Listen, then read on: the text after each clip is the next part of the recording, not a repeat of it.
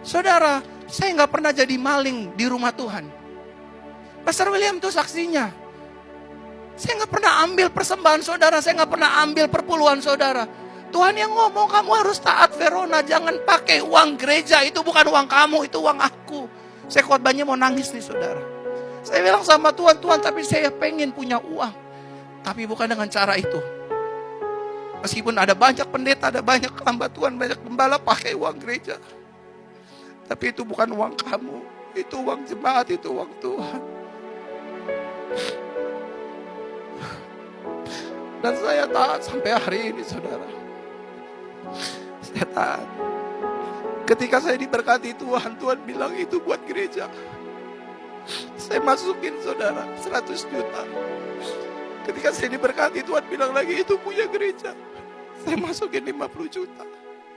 Itu buat gereja 20 juta. Semua saya nggak ambil uang saudara. Saya nggak curi uang Tuhan. Saya mau taat saudara. Mungkin orang di luar sana bilang, saya pendeta naif, saya pendeta yang bodoh. Tapi saya mau taat. Saya tidak akan ambil uang saudara. Demi Tuhan di mimbar Tuhan ini. Dari awal gereja berdiri, saya nggak ambil uang jemaat. Bahkan saudara, tahun 2017, saya ada di Kempinski. Lagi makan sama teman-teman pendeta. Lagi enak. Habis KKR. Saya makan saudara. Saya ketawa. Tiba-tiba Tuhan bicara dalam hati saya. Kamu enak tertawa di tempat ini. Kamu enak bersanda gurau bersama teman-temanmu. Tahukah apa yang kamu makan dari makanan yang kamu makan? Dari manakah asal uang itu? Tuhan info saya itu uang orang sakit. Itu uang orang sakit yang dipakai sama teman-teman pendetamu. Untuk mencukupi kehidupannya di hari lepas hari. Saat itu saya muntahin semua makanan yang saya makan, steak yang saya makan. Yang harganya 500-700 ribu saya muntahin saudara. Setiap ibadah kesembuhan kami dapat uang 300 juta, 200 juta, 90 juta. Tuhan bilang sama saya di toilet,